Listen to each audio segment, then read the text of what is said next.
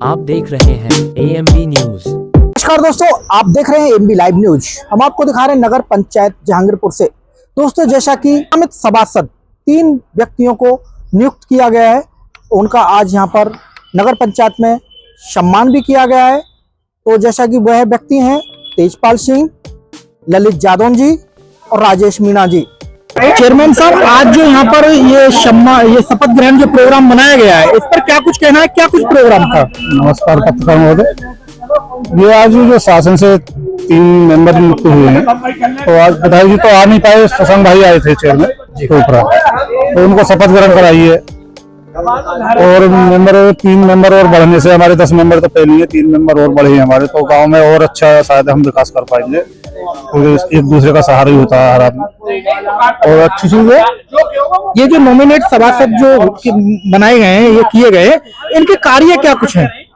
कार्य यही है, नगर पंचायत में जो भी विकास के कार्य कराते हैं, सड़कें हैं, नाले हैं, सफाई है, ये सब चीजों को सहयोग करते हैं। ये अपने बताएंगे जो भी समस्या होगी गांव में, तो ये बताएंगे उस चीज को। इनके जो कार्य सभी वार्डों पे होते हैं, इनको अलग अलग वार्ड नहीं, पूरे सब हर वार्ड में इनका कार्य होता है, प्रत्येक वार्ड में कार्य होता है। शासन से नियुक्त है।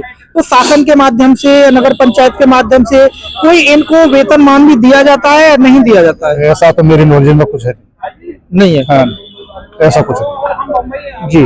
जब हमारे लिए नहीं है तो मेंबर के लिए कहाँ से होगा? सही बात है।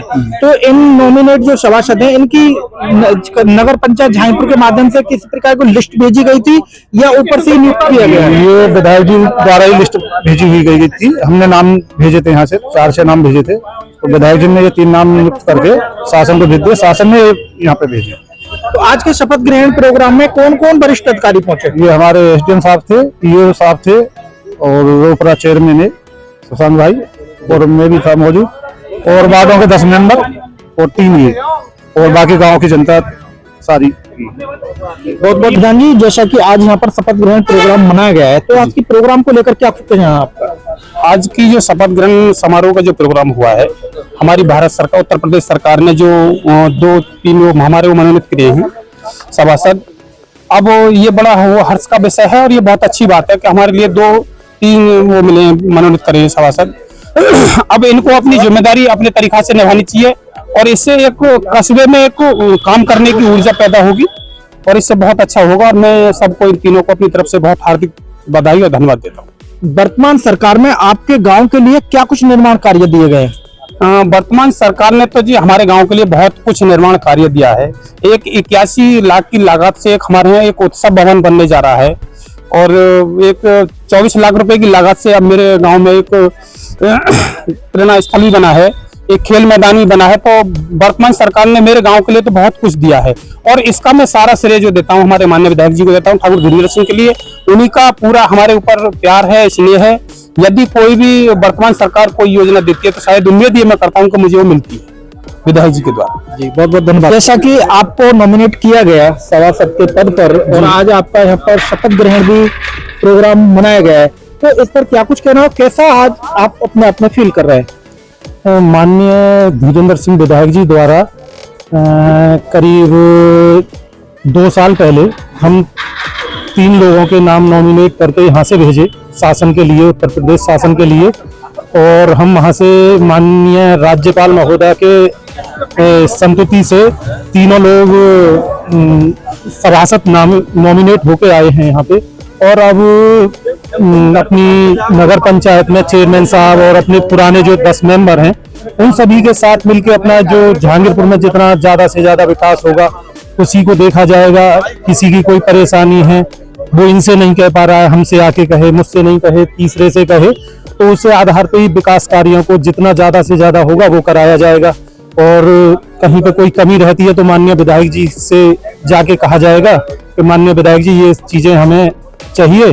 तो मैं उम्मीद करता हूं कि उनसे हमें आशीर्वाद पहले भी मिलता रहा है और आगे भी मिलता रहेगा, और विकास कार्य ज्यादा से ज्यादा जितना भी हो वो कराया जाएगा। आपके साथ साथ अन्य 2 व्यक्ति वो कौन है जिनको नॉमिनेट किया गया है? मेरे साथ साथ श्री तेजपाल सिंह प्रजापति जी वो नॉमिनेट होके आए हैं, और एक श्री राजेश मीणा जी वो नॉमिनेट होके आए हैं।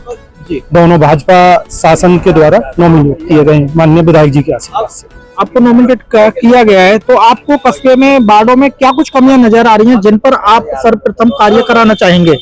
वार्डों में अपना घूम के जो ये रास्ते हैं, मेन प्राथमिकता तो यही रहती है सभी की, मेरी भी, कि चलो अब तो मैं नॉमिनेट हो गया, बट अगर मैं नॉमिनेट नहीं होता तो मेरी भी प्राथमिकता ये रहती है कि अपने रास्ते सही रहें और थोड़ा सा नगर में ये लाइट का है, लाइट अच्छी आती रहे, रात में हमें लाइट, बस यही ज्यादा प्राथमिकता है। जहाँ पे गंदगी या गंदगी नहीं रहनी चाहिए और सब मिलजुल के अपना थोड़ा यही करते रहें, अपना साफ सफाई रहे। कस्बे में विद्यालय भी है, तो शिक्षा के क्षेत्र में क्या कुछ नया कराना चाहेंगे आप?